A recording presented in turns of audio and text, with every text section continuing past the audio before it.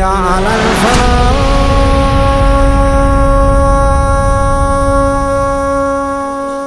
औज़ु बिल्लाहि मिनश शैतानिर रजीम। बिस्मिल्लाहिर्रहमानिर्रहीम। इन्नल्लाहु मलाइकतुहु युसल्लूना अलन नबी या अय्युहल्लज़ीना आमनू सल्लु अलैहि व सल्लिमू तस्लीमा।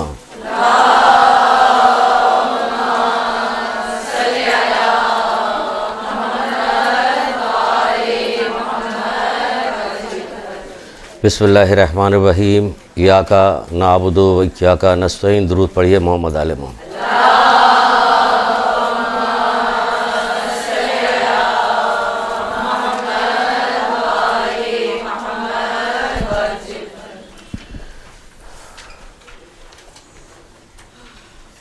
आप मुसलसल हज़रत ज़हरा सलामुल्लाह अलैह के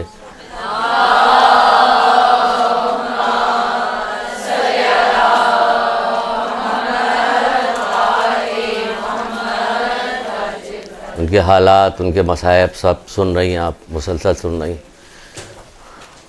और होना भी चाहिए। रोज़ाना ही अगर ज़िक्र किया जाए थोड़ा बहुत या याद रखा जाए तो कोई वज़ाक़ा नहीं, इससे फ़ायदा ही फ़ायदा है। लेकिन एक सवाल, उसके बाद फिर अपनी गुफ्तगू का आगाज़ करते हैं। हज़रत ज़हरा की 2 हदीस से ही आगाज़ करते हैं।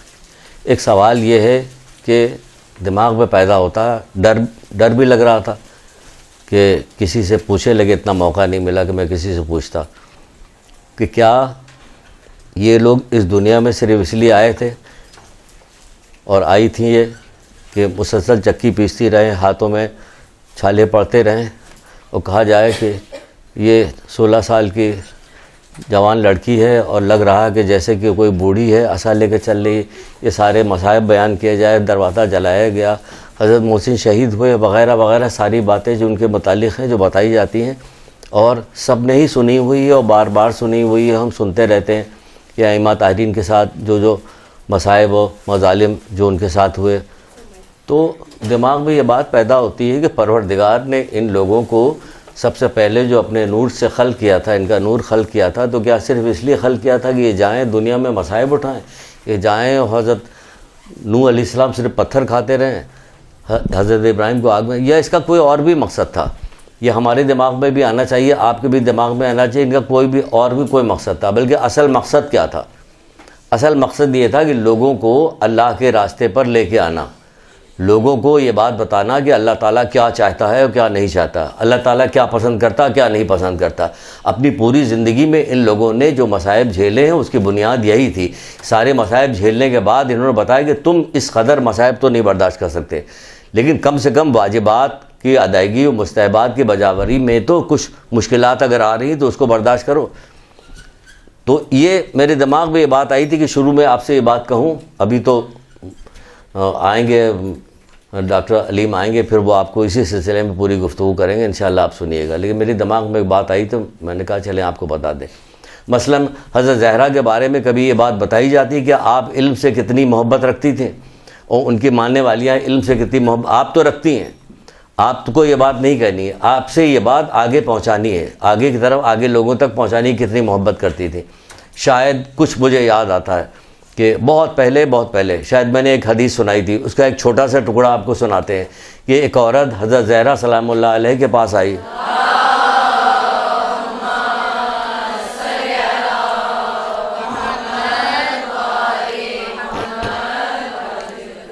और आके, उसकी माँ बूढ़ी थी, कुछ नमाज के मसाइल पूछने थे, उसने मसाइल वो पूछना शुरू किया। एक पूछा, 2 पूछा, इसी तरह पूछते फिर 10 मसले उसने पूछे, उसके बाद खामोश हो गई।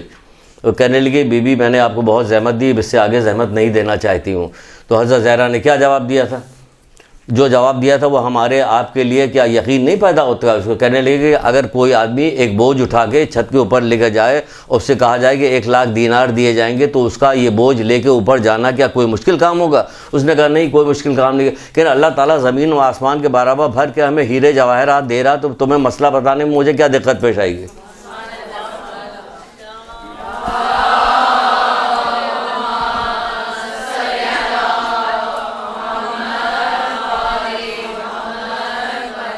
इमाम हसन अस्करी अलैहिस्सलाम की रवायत है जो पूरी तोला में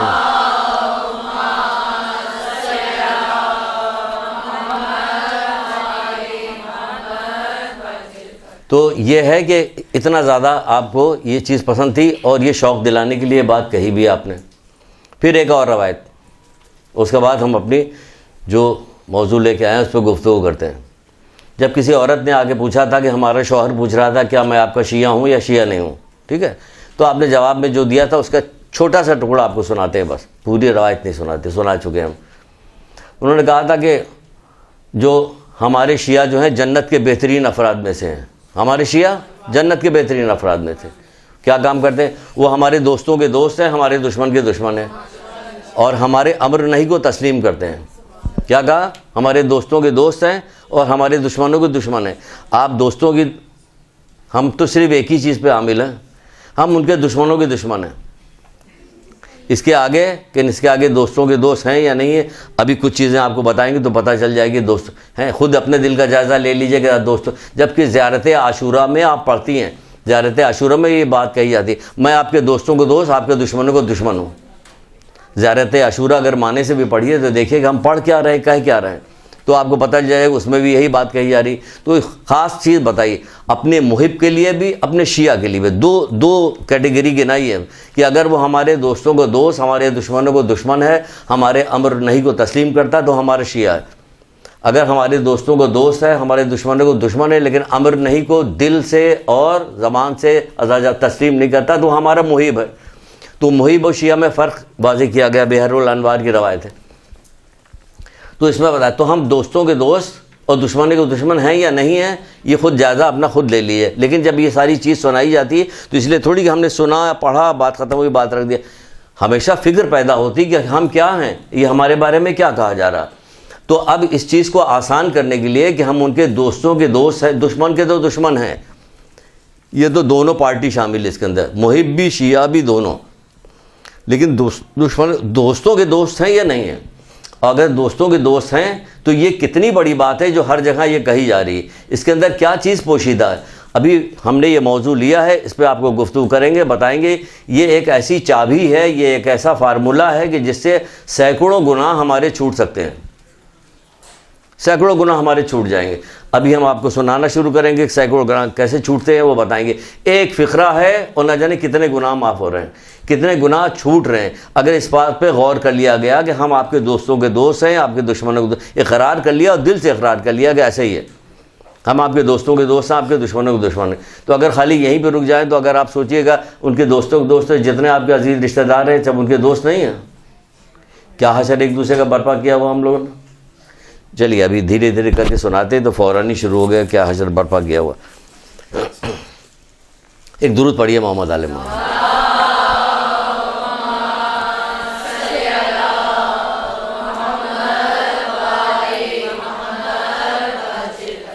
ये अजीब व गरीब फ़िक्रा है। आप देखिएगा कि आइमा ताहरीन ने, मासूमीन ने, रसूलुल्लाह ने, यहाँ तक के परवरदिगार ने कहाँ कहाँ कैसे कैसे इस एक फ़िक्रे को बयान किया। इस एक फ़िक्रे की कितनी अहमियत है, कितना वज़न है, कितना नफ़ा है इसके अंदर, कि अल्लाह ताला से लेके तमाम मासूमीन इस एक फ़िक्रे को बार बार मुख्तलिफ़ जगह पे बयान कर रहे हैं और बता रहे हैं। तो अगर हमने इसको लिया, आपसे अक्सर बेशतर कहा करते थे किसी ज़माने में हम कि एक फ़िक्रा है, गले में लटका लीजिए, बहुत सारी गुनाहों से बच जाइएगा। आज हमने सारी हदीसें, बहुत सारी जितनी हमसे मुमकिन हो सकी हमने जमा किया। जमा करने के बाद हमने कहा आपको सुनाते हैं, शायद इंशाअल्लाह उम्मीद है कि परवरदिगार मोहम्मद आले मोहम्मद के सदक़े में हम लोगों को इस पर अमल करने की तौफीक देगा।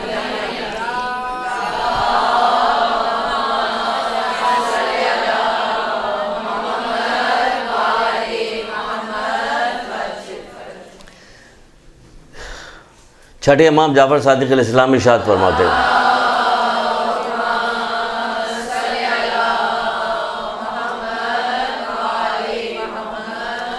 जब हज़रत आदम ज़मीन पे तशरीफ़ लाए हैं, हज़रत आदम ज़मीन पे तशरीफ़ लाए हैं, उस वक्त ये चार कलमात परवरदिगार ने हज़रत आदम अलैहिस्सलाम से कहा।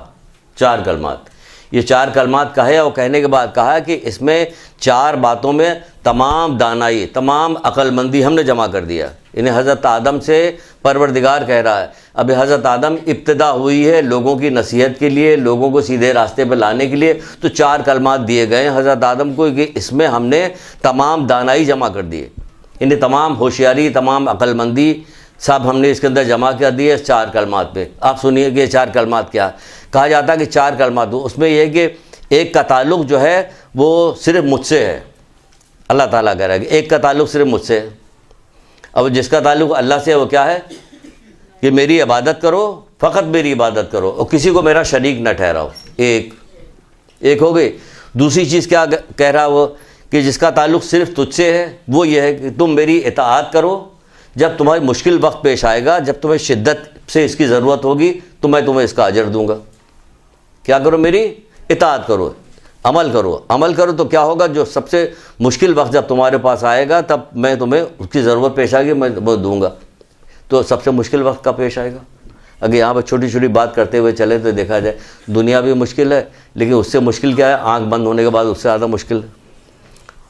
कब्र मुश्किल है, लाख आप लोगों के मौजूद उसमें जाती रही है, जनाजे में शिरकत करती रही, बीमारों के साथ करती, लेकिन गफलत इस कदर हावी हो गई हमारे पास कि वहाँ से पलटने के बाद हम देखते ही नहीं किसी को कि जनाजे में शिरकत करके आई है या आया है तो लग गया किसी काम में। क्या हो गया? हमें भी डर लग रहा है कि हमारे साथ कब्र में क्या होने वाला है, तो हम उसकी तैयारी करने के लिए जा रहे हैं, ये तैयारी कर रहे हैं, ये तैयार कोई भी नज़र नहीं आता है। क्यों वजह?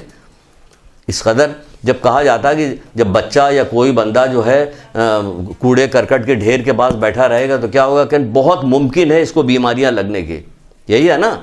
तो आप अगर देखिएगा चारों तरफ दुनिया में इस वक्त माशरे के अंदर हर तरफ हर जगह आपको क्या है कि गुनाह की बात नज़र आ रही होती है, जिसकी वजह से हमारे दिल पे उसके असरात मुरतब हो रहे, कानों के ज़रिए से, आँखों के ज़रिए से जो चीज़ आप देख रहे हैं ज़्यादातर मुरतब हो रहे। तो फिर क्या करना चाहिए हमें? इन वही करना चाहिए जो इसको करना चाहिए। ऐसे लोगों से दूर रहा जाए और क्या किया जाए कि ऐसी वैक्सीनेशन या ऐसी चीज़ें इस्तेमाल की जाएं जिसकी वजह से हम बीमारी से बच सकें। जैसे लोग हज पे जाने नहीं लगते तो कहते हैं बहुत सारे लोग वहाँ पे आएंगे तो वैक्सीनेशन होती है, सबको लगाया जाता है ताकि बीमारी से बचे रहें। तो हमें भी तो हम देखते हैं कि क्या वो क्या कह रहा है परवरदिगार, जिसका ताल्लुक़ मुझसे है वो ये है कि तुम मेरी अमल करो और मैं तुम्हें इसका अजर कब दूंगा? उस वक्त दूंगा जब तुम्हें शदीद ज़रूरत पेश आएगी। मौला मुश्किल कुशा हज़रत अली इस्लाम फरमाते हैं,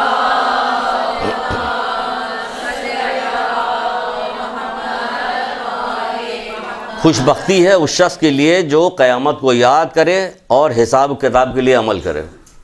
खुशबख्ती है, क़यामत को याद करे और हिसाब किताब के लिए अमल करे, उसके लिए खुशबख्ती है। ये एक तरह का वैक्सीनेशन है। ये हर वक्त क़यामत को, आखिरत को याद करना जो है, ये कह रहे हैं कि क्या चीज़ है कि खुशबख्ती है, उसके लिए खुशबख्ती है। फिर तीसरी चीज़ क्या कही परवरदिगार ने? कहा कि एक का ताल्लुक़ तुझसे और मुझसे बराबर है। ये 4 चीज़ें जो परवरदिगार ने बताई वो बता रहे हैं आपको। एक का ताल्लुक़ तुझसे और मुझसे बराबर है। तुझसे और मुझसे जो बराबर है वो क्या काम है कि दुआ मांगना तुम्हारे ज़िम्मे है और कबूल करना, उसको कबूल करना मेरी ज़िम्मेदारी है। दुआ मांगना तुम्हारी ज़िम्मेदारी है कि तुम दुआ मांगो। कहाँ दुआ मांगो? दुआ के बारे में मौला मुश्किल कुशा कहते नहीं कि दुआ जो है क्या चीज़ है? रहमत की कुंजी है। दुआ किसकी कुंजी है? रहमत की कुंजी, अल्लाह ताला की रहमत आएगी। दुआ जो है क्या काम है? मोमिन का असलहा है। ये मौला मुश्किल कुशा दो लफ्ज़ के ये कौल है, सुना। दुआ जो है रहमत की कुंजी है, दुआ मोमिन का असलहा है। इतना बड़ा असलहा हमारे पास मौजूद है कि जिसकी कोई मिसाल नहीं ला सकता। कौन सा असलहा? सहीफ़े कामला, बहुत बड़ा असलहा है। इसको अगर कभी दिल चाहता है कि छोटे छोटे पैराग्राफ सिर्फ लेके आएँ और आपको ला के सुनाएँ कि ये देखिए क्या लिखा हुआ, वो चीज़ जो आप सोच नहीं सकती अपने बारे में, वो मौला जो है हम उसमें तालीम दे रहे हैं। ये समझ लीजिए, जो सोच नहीं सकते हम। चाहे औलाद के हक़ की दुआ आप उठा के देख लीजिए, जुम्मतुल वदा की, ईद-उज़-ज़ुहा की दुआ उठा के देख लीजिए, आप दुआए आफ़ियत आप उठाइए देख लीजिए, भलाइया तो मुश्किलात से बचने के लिए जो दुआएं हैं, बीमारी के लिए दुआ है, दोस्तों के लिए दुआ है। कौन सी दुआ ऐसी है जिसमें आपको कुछ न कुछ ऐसी चीज़ नहीं मिलती जिससे हमारी तौहीद बुलंद होती, गुनाहों से हम बचते हैं। यानी हमें हर दुआ जो हम मांगते हैं तो उसमें तो हमें सिखाया जा रहा कि हम गुनाहों से बचें फिर दुआ मांगें। तो हम गुनाह से बचते नहीं, दुआ मांगते, फिर हम शिकायत करते रहते हैं कि हमारी दुआ पूरी नहीं हो रही। तो बहरहाल जिसका ताल्लुक़ तुझसे और मुझसे बराबर क्या है, वो क्या चीज़ है कि दुआ मांगना जो है तुम्हारी ज़िम्मेदारी है और कबूल करना मेरी ज़िम्मेदारी है। ठीक है। अब चौथी चीज़ क्या बताई? 3 चीज़ें हो गई। चौथी चीज़ क्या है? चौथी चीज़ जिसका ताल्लुक़ तुमसे और दूसरे लोगों से है। और बाकी मखलूक़ात से, तुमसे और बाकी मखलूक़ात से। वो क्या चीज़? जो चीज़ तुम अपने लिए पसंद करते हो वही चीज़ अपने दूसरों के लिए भी पसंद करो, जो अपने लिए नापसंद करते हो यही दूसरों के लिए नापसंद करो। ये चौथी चीज़ बताई गई। इसी पे पूरी गुफ्तगू हमने रखी कि जब ये इतनी अहम तरीन चीज़ है कि परवरदिगार हज़रत आदम को इस दुनिया में जब भेज रहा है तो भेजने के बाद फ़ौरन ये सिखा रहा कि जो चीज़ तुम अपने लिए पसंद करते हो यही दूसरों के लिए भी पसंद करो। ये कौन सा फ़िक्रा? ये फ़िक्रा ऐसा कि आपसे हर बुराई छुड़ा देगा अगर आपने सच्चे दिल से, कि अल्लाह का कलाम है, परवरदिगार का। हदीस शिया की रवायत है, ये यहाँ से मैंने लिया हदीस शिया से। छठे इमाम जाफ़र सादिक़ अलैहिस्सलाम कह रहे हैं,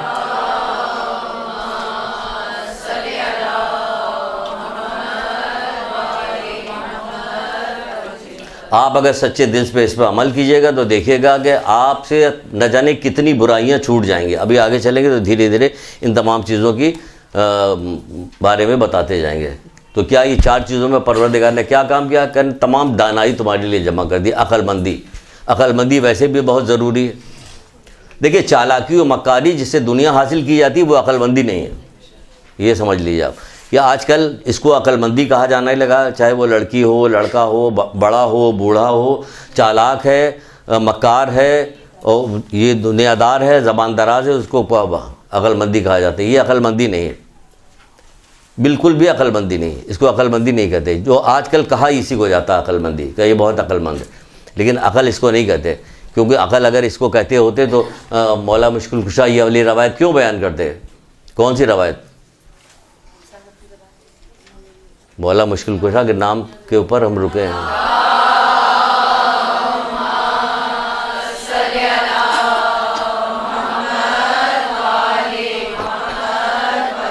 जब नाम लेते हैं कि मौला मुश्किल कुशा, यानी मुश्किल कुशाई करने वाले, फिर उन पर दुरूद भी पढ़ते हैं तो मुश्किल कुशाई मज़ीद जल्दी आसान हो जाती है।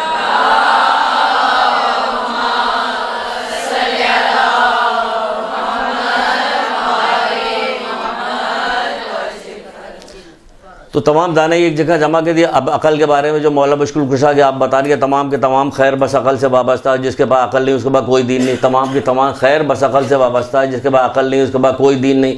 पता चला अकल इतनी ज़बरदस्त चीज़ है कि अकल हटा दी जाए तो पढ़ती रहिए, नमाज रखती रहिए, रोज़ा हज पे हज आप अंजाम देती रहिए, सारा काम करते रहिएगा। अकल गायब होगी तो फिर क्या काम होगा? कि सब वो काम किया जाएगा कि जिसकी वजह से सारी इबादतें हमारी ज़ाया हो जाएँ। इसलिए कहा गया कि तमाम दानाई हमने एक जगह जमा कर दी है। उस पर सारी चीज़ के दुआ करना तुम्हारा काम है, कबूल करना हमारा काम है। मेरे अलावा और किसी की इबादत न करो, मेरा किसी को शरीक न ठहराओ। ये सारी चीज़ जो बताई जा रही है, अल्लाह ताला जो कह रहा है ना, वो सब यही कह रहा है। आखिर में क्या कहा जा रहा है कि जो चीज़ अपने लिए पसंद करते हो यही दूसरों के लिए पसंद करो। अब इसमें पूरा का पूरा दीन शामिल हो जाएगा, पूरी की पूरी अखलाकियात बल्कि शामिल हो गई। दीन शामिल हो या ना हो, अखलाकियात पूरी इसके अंदर आ गई। सारी अखलाकियात आ गई, सारी बुराई छूट जाएगी। तो क्या चीज़ है? ये हमने दानाई जमा कर दी तुम्हारे लिए, दुनिया में भेजा हज़रत आदम को, दानाई जमा कर दी। फिर अकल के मुतालिक छठे इमाम जाफ़र सादिक़ अलैहिस्सलाम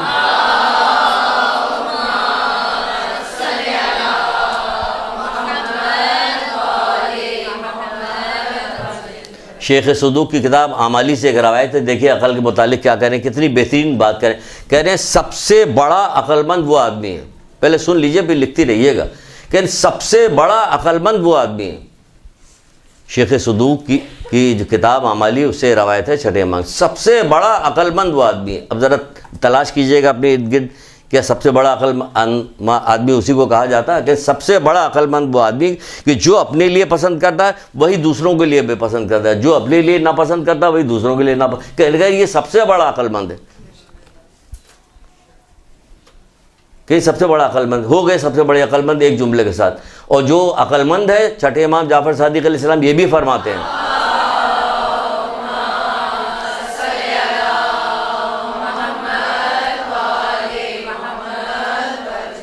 आप फरमाते हैं कि जो अक्लमंद है इंशाअल्लाह उसका अंजाम जो है बहिश्त पर होगा। कि जो अक्लमंद है उसका अंजाम क्या होगा? बहिश्त होगा, बहिश्त होगा। ये अकल इतनी ज़बरदस्त चीज़ है कि जो अपने लिए पसंद करता है वही दूसरों के लिए भी पसंद करते हैं। ये अकल, हम जो अपने लिए पसंद करते हैं वो अपने सगे भाई के लिए पसंद करने को तैयार नहीं, बहन को। देखिए कि इस कलमे से दूर कितने हम, अगर इस कलमे के करीब ले आ सके हम आपको मुख्तलिफ रवायतों के ज़रिए, तो समझेंगे हमने कामयाबी कुछ हासिल की। हम कुछ बता पाए हैं, आपको कुछ समझ में आया, अल्लाह ताला ने तौफीक दी हुई कि हम इस कलमे को जो हज़रत आदम से शुरू हुआ है और अभी तक जा रहा वो हम हो जाए, तो क्या होगा? सबसे अक्लमंद आदमी वो है, सबसे अक्लमंद। वैसे अक्लमंदों की बहुत सारी तारीफ़ें अक्लमंदी के बारे में कही गई, लेकिन अलग अलग से भी रवायत मौजूद। वरना सबसे अक्लमंद उसको भी कहा गया है कि जो हर वक्त अपनी मौत को याद करता है। भाई जो मौत को याद करेगा वो गुनाह की तरफ तो उसका हाथ बढ़ेगा नहीं ना, फिर हो गया अक्लमंद वो। उसके लिए तैयारी करेगा, फिर हो गया अक्लमंद वो। तो ये अलग अलग रवायत है। फिर एक जगह पे इसकी अब तशरीह में शुरू हो रही बात कि मौला मुश्किल कुशा कहते हैं, क्या कहते हैं कि होशियार अक्लमंद वो है जो किसी को तकलीफ़ न दे। होशियार अक्लमंद वो है जो किसी को तकलीफ़ न दे, न ज़बान से तकलीफ़ दे रहा, ना हाथ पैर से तकलीफ़ दे रहा, ना और किसी से तकलीफ़ दे रहा। सबसे ज़्यादा तकलीफ़ हमारे यहाँ ज़बान से ही दी जाती।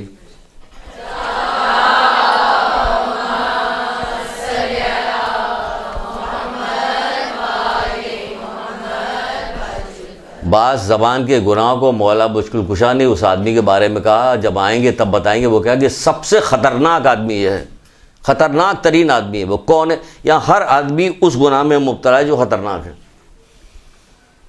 ये देख लीजिएगा। बहर आगे चलते हैं कि क्या कहा जा रहा है, कि कहा जा रहा है कि होशियार वो जो किसी को तकलीफ़ नहीं देता, वो होशियार आदमी है। फिर एक और जगह पे सुनिए, अब तंबीह के तौर पे अभी दो आपको बातें सुनाई, अब तंबीह के तौर से सुनिए और फिर इसी को कंटिन्यू करते हैं आगे। इमाम मोहम्मद बाकर इस्लाम,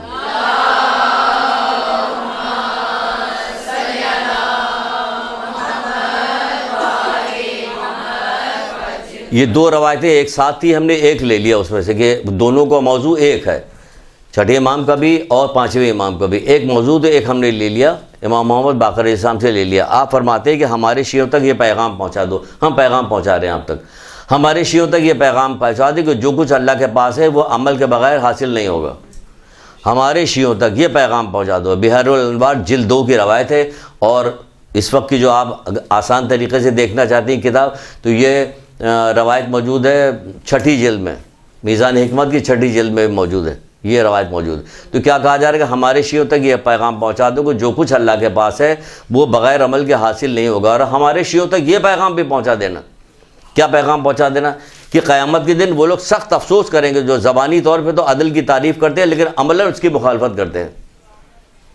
ज़बानी तौर पे तो अदल की, हमारे तो ज़बानी तौर पे क्या, हमारे तो दीन यही से शुरू हुआ, अव्वल तौहीद, दोयम, फिर वो कहते हैं ज़बानी तौर पे तो अदल की तारीफ़ करते हैं लेकिन अमलन उसकी मुखालफत करते हैं, क्योंकि ये क़यामत के दिन सख्त अफसोस करेंगे। ये इतनी अहम तरीन चीज़ है जो पैगाम पहुँचाया जा रहा है 5वें इमाम की तरफ से और 6ठे इमाम की तरफ से। इतनी अहम तरीन चीज़ है कि इसके मुताबिक, क्योंकि इसका सवाब बहुत ज़्यादा है, उसकी मुखालफत करने से इसका गुनाह भी बहुत ज़्यादा।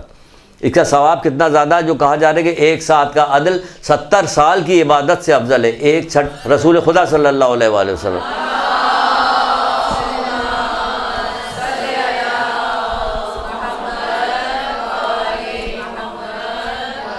आप फरमाते हैं एक साथ का अदल, एक 70 साल की इबादत से अफजल है जिसमें रात भर नमाज़ें पढ़ी जाए और दिन भर रोज़ा रखा जाए।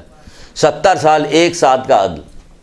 तो आप ज़िंदगी में कितने मौके हमें ऐसे आप मिलते हैं कि जिसमें हम अदल करें तो हमारी ज़िम्मे कितनी, तभी तो मोमिन की तारीफ़ फजीलत है। ऐसी थोड़ी मोमिन की फजीलत बताई गई, कि तारीफ़ बताई गई कि फ़रिश्ते आके मुसाफिहा करें तुमसे। मोमिन की तारीफ़ ऐसे थोड़ी बताई गई कि मोमिन की फजीलत क्या, ये खाने काबा, ये अल्लाह के घर, क्या कहना तेरी अज़मत के लिए, मोमिन से ज़्यादा तेरी अज़मत नहीं है।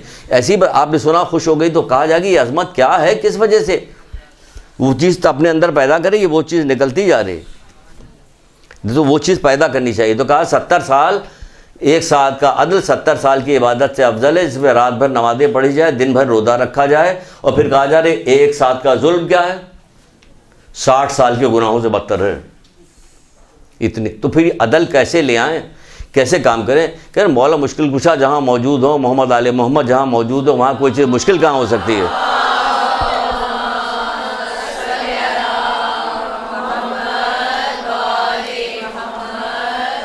वहाँ मुश्किल तो कुछ नहीं हो सकता। मुश्किल सिर्फ यही हो सकता है कि हमने सुना, सुनने के बाद अमल करने की तरफ नहीं बढ़ रहे हैं, बस यही मुश्किल है। और तो कोई मुश्किल नहीं। उन्होंने तो आसान से आसान तरीक़ा बता दिया।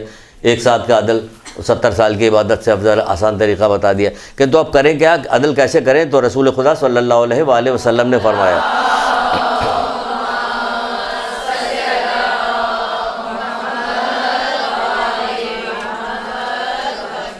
आप फरमाते कि सबसे बड़ा आदिल वो है कि जो लोगों के लिए वही चीज़ पसंद करे जो अपने लिए पसंद करता है। सबसे बड़ा आदिल कह रहे हैं कि वो है कि लोगों के लिए वही कुछ पसंद करे जो अपने लिए पसंद करता है। इसमें मुश्किल कोई काम नहीं, लेकिन बहुत मुश्किल है। मुश्किल कोई काम नहीं, लेकिन बहुत मुश्किल है। अगर दिल आपका राज़ी हो गया है, दिल आपका तैयार हो गया है इस बात के लिए, तो कोई मुश्किल काम नहीं। दिल राज़ी नहीं तो बहुत ही मुश्किल है। एक कदम उठाना मुश्किल हो जाता है, न कि पूरा अमल करना। अपने ऊपर रख के सोचिए, कभी जब किसी के साथ कोई बात कर रही तो अपने ऊपर रख के सोचिए कि अगर आपकी ग़ीबत हो रही हो, किसी महफिल में आप सुन रही हो, तो आपको कितना रंज होता है। कितना खाली रंज नहीं होता, रंज भी होता है, गुस्सा भी आता है। फिर जब आप कर रही तो सुनने वाले को क्या होगा? कहीं वो तो है ही नहीं ना यहाँ, तो वो तो है मौजूद, वो तो सुन रहा है। फिर होगा क्या? नेज़ ये कि वो चीज़ नापसंद करे जो अपने लिए नापसंद करता है। तो ये क्या है? सबसे बड़ा आदिल जो कहलाएगा, सबसे बड़ा आदिल हो जाएगा। फिर फरमाते हैं रसूल खुदा सल्लल्लाहु अलैहि वसल्लम भी फरमाते हैं,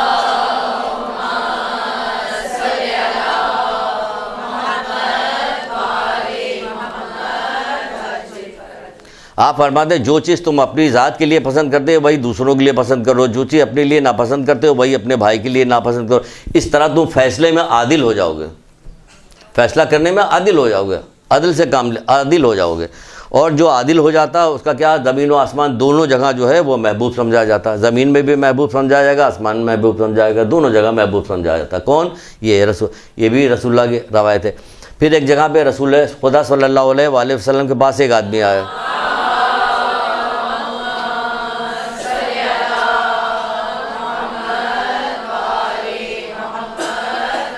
ये देखिए कितनी अलग अलग रवायतें हैं और कलमा एक चल रहा है, आखिरी वक्त तक एक ही जुमला चलेगा। ओके, रवायतें कितनी अलग अलग हैं। अगर ये एक दफ़ा कह देने के बाद कि अल्लाह ताला कह चुका है काफ़ी हो गया, तो खामोश हो जाना चाहिए, नहीं बताना चाहिए। लेकिन वो लोग भी समझ रहे हैं मोहम्मद आले मोहम्मद की इसकी कितनी अहमियत है। तभी तो पाँचवें इमाम कह रहे हैं कि क़यामत के दिन सख्त अफसोस करेगा वो शख्स जो ज़बानी तौर पर तो अदल की तारीफ़ करता, अमलन उसकी मुखालफत करता है। सख्त अफसोस करे। जो चीज़ आप अपने लिए पसंद कीजिए, यही अपने भाई के लिए, मुसलमान के लिए, लोगों के लिए, सबके लिए पसंद कीजिए, यही चीज़ पसंद। तो आप देखिए कि आप वाकई दुनिया में भी महबूब होइएगा, आखिरत में भी आपको महबूब, ये अमल महबूब बनाए। किसी शख्स ने रसूलुल्लाह की खिदमत में अर्ज़ किया कि मैं इस बात को दोष रखता हूँ कि सबसे बड़ा आदिल बन जाऊँ, मैं इस बात को दोष रखता हूँ। कैसे कैसे सवालात लोग आ करते हैं। हम लोग कहेंगे कि सबसे बड़े हमें कोई ऐसे अमल बताइए अल्लाह के रसूल कि जिसकी वजह से मैं जन्नत में चली जाऊँ, तो डरेंगे पूछते हुए कि अगर कुछ बता दिया उन्होंने और इकरार भी ले लिया। जैसे कि रसूलुल्लाह के बाद जब लोग पूछने के लिए आते थे, ए अल्लाह के रसूल मैं जन्नत में जाना चाहता हूँ, मुझे कुछ नसीहत कीजिए, तो आप कहते कि मैं नसीहत करूँगा तो कबूल कर लोगे? वो कहते जी अल्लाह के रसूल। फिर पूछते, दो तीन दफ़ा पूछते थे। अब जब रसूलुल्लाह 3 दफ़ा पूछ चुके तो हिम्मत है उसकी कि आगे उसकी मुखालफत करे? तो हम लोग तो मारे डर के पूछे ही नहीं गए। 2-3 दफ़ा रसूलुल्लाह ने कहते करोगे? मैंने कहा हाँ करेंगे। फिर डर गए। अब क्या किया जाए? कह रहा अब यहाँ से निकलने हुआ मौत ही आ जाए, क्योंकि क्या पता मुखालफत कर दे क्या होगा। वो पूछ रहे क्या करें अल्लाह के रसूल, क्या करें? कि झूठ ना बोलना, झूठ मत बोलना। उसने कहा ठीक है। गया, किसी काम के लिए जा रहा था, सोचा कि ये करते हैं। फिर पूछा कि अगर पूछ लिया गया तो क्या करेंगे? हम तो रसूलुल्लाह से वादा करके। देखिए उस ज़माने के लोग नए इस्लाम लेके आए, बुत परस्त थे, नए इस्लाम लेके आए। वो जब वादा करते तो इस तरह उस पर अमल करते तो पूरा करते। हम वादा सुबह शाम मुख्तलिफ़ दुआओं के ज़रिए से, ज़ियारतों के ज़रिए से, ज़ियारत आशूरा पढ़ रहे हैं, ज़ियारत वारसा पढ़ रहे हैं। इसके अंदर ज़रा वादे भी तो देखिए कैसे कैसे वादे हुए, एक पर भी अमल नहीं करते। उसने वादा कर लिया, उसने कहा ठीक है। उसने कहा ये काम करने के लिए हम जा रहे हैं। पूछा गया तो क्या जवाब देंगे? झूठ तो बोल नहीं सकते। जब झूठ नहीं बोलेंगे तो क्या होगा? कहीं संसार कर दिए जाएंगे। फिर 2-1 दिन बाद किसी काम का इरादा हुआ, आदी तो था गुनाहगार था, गुनाह करने का आदी था। फिर सोचा कि ये काम करे, फिर पकड़े गए तो हम तो सच बोल देंगे। जब सच बोल देंगे तो क्या होगा? कहीं हाथ काट दिए जाएंगे, चोरी करने के लिए जा रहे हैं हाथ काट। इसी तरह जितने गुनाह के लिए इरादा करता था, ख्याल वही आ जाता था कि हमने अल्लाह के रसूल से वादा किया हुआ। तो फिर वो रुकता था, सारे गुनाह छूट गए उससे।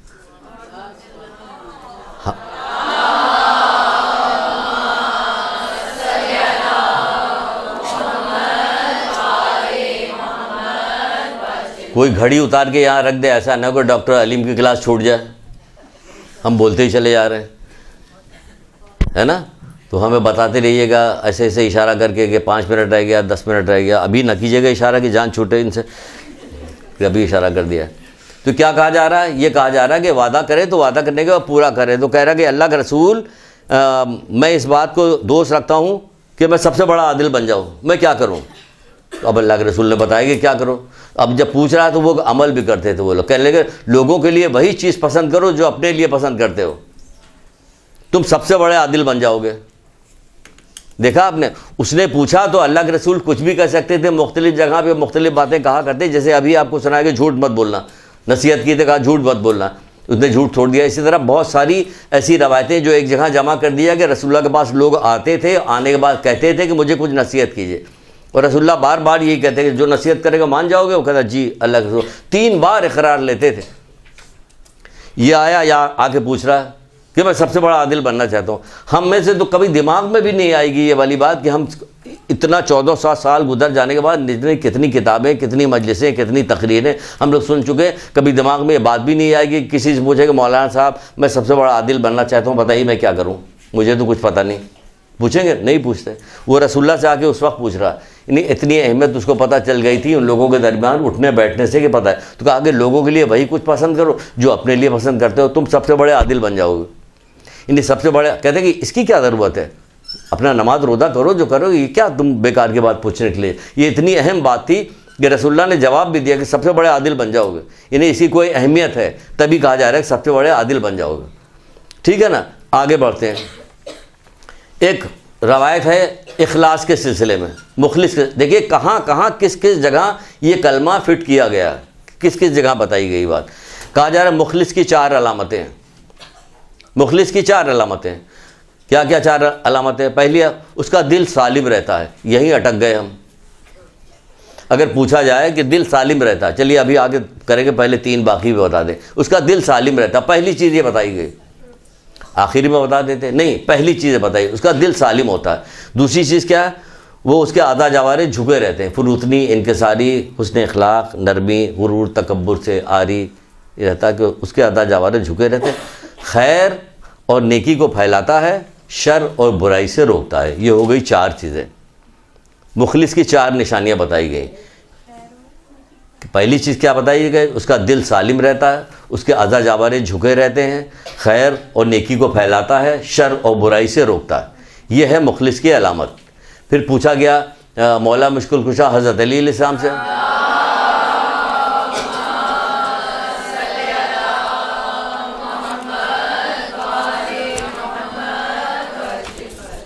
आप फरमाते हैं कि मुखलिस की अलामतों में से आप क्या बता रहे हैं? आप बता रहे हैं, आप कह रहे हैं तुम्हारा दिल उस वक्त तक सालिम नहीं रह सकता, तुम्हारा दिल उस वक्त तक सालिम नहीं रह सकता जब तक मोमिनीन के लिए वही कुछ पसंद ना करो जो अपने लिए पसंद करते हो। देखा, तुम्हारा दिल सालिम रह ही नहीं सकता। मुखलिस की निशानी बताई। इखलास हमारे लिए ज़रूरी है, हर अमल में हमें इखलास चाहिए। बग़ैर इखलास के कोई अमल करेंगे तो कबूल नहीं होगा। मुखलिस होना चाहिए आदमी को, इखलास होना चाहिए। जो कुछ कर रहा अल्लाह के लिए कर रहा, तो उसके लिए पहली शर्त बताई गई है, क्या? दिल सालिम हो। और मौला कह रहे कि तुम्हारा दिल सालिम रह ही नहीं सकता उस वक्त तक जब तक कि मोमिनीन के लिए वही कुछ पसंद न करो जो अपने लिए पसंद करते हो। तुम्हारा दिल सालिम नहीं रह सकता। बहरहाल तुम क्या कह रहे हैं कि तुम्हारा दिल उस वक्त तक सालिम नहीं रह सकता जब तक तुम मोमिनीन के लिए, लफ्ज़ मोमिनीन इस्तेमाल किया है मौला ने, जब तक तुम मोमिनीन के लिए वही कुछ पसंद न करो जो अपने लिए पसंद करते हो। इंसाफ से बता दीजिए, कोई हम में से कोई हाथ खड़ा कर सकता कि हाँ मैं ऐसे ही हूँ, कि जो मैं अपने लिए पसंद करती हूँ यही। मैं कभी अपनी बुराई को नहीं चाहती कि मेरी कोई बुराई करे। मैं भी किसी की बुराई नहीं करती, किसी की ग़ीबत नहीं करती, किसी की चुगली नहीं खाती, किसी की कोई काम ऐसा नहीं करती कि किसी कोई नुकसान हो, अड़ंगा लग जाए उसके काम में। वो मैं तो हर वक्त दुआ मांगती रहती हूँ मोमिनीन के लिए। परवरदिगार आज का पूरा दिन गुजर रहा, अगर मैं एक तस्बीह मैंने दुरूद की पढ़ी, दुरूद के पढ़ने के बाद अगर मेरी बात से, हरकत और सकनात से किसी मोमिन या मोमिना को कोई नुकसान पहुँचा है, परवरदिगार इसका सवाब उसके नामे अमाल में दे, परवरदिगार मुझे माफ़ कर दे। फिर तो दुआ मांगता हूँ। अभी आपसे बता रहा हूँ, कह रहा हूँ, करता हूँ तो कह रहा हूँ कि क्या है, ये है कि हम किसी के लिए बुरा नहीं चाहते। हम किसी की बुराई नहीं चाहते, किसी का दिल दुखाना नहीं चाहते, किसी दिल दुखाया जाए, किसी दिल भी ज़रा सा दुखने ना पाए, मना करे कि नहीं ये काम नहीं करना चाहिए। कहा तुम मोमिन के लिए वही कुछ पसंद करो जो अपने लिए पसंद करते हो। ये क्या हो गया, एक मुखलिस की निशानी बताई गई, उसमें बताया गया। यहाँ तक कि इस चीज़ की इतनी ज़्यादा अहमियत है, यहाँ तक कि इस चीज़ की कितनी ज़्यादा अहमियत कि अपने बेटे इमाम हसन इस्लाम को वसीयत करते हुए मौला मुश्किल कुशा फरमाते हैं,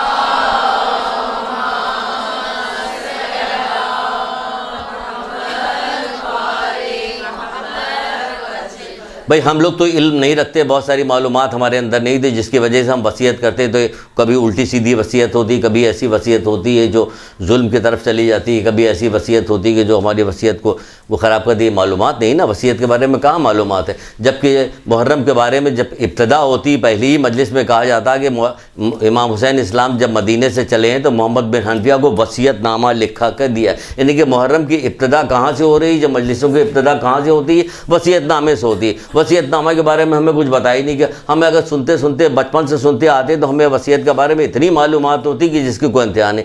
हमें अगर हर चीज़ वैसे बताई जाती जो हमारे काम की है, ज़रूरत की, जिस पर हमें अमल करना, तो हम हर चीज़ के बारे में पीएचडी होते। मोमिन तो हर चीज़ के बारे में पीएचडी होता। मौत की इतनी मजलिसें सुनी जाती है, मौत के मुतालिक कुछ नहीं पता। अब कहा जाए बताओ कब्र में पहली रात क्या क्या होगा तुम्हारे साथ, कब्र में क्या क्या चीज़ नुकसान पहुँचाएगी, कब्र में क्या क्या चीज़ फ़ायदा पहुँचाएगी, नहीं पता।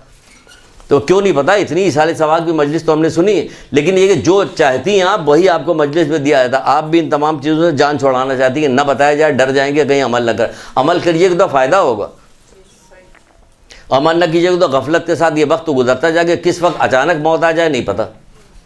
रोज़ाना आप देखती कि अचानक मौत आती है, लोगों को अचानक मौत आती है, कहीं पता चलता है नहीं पता चलता।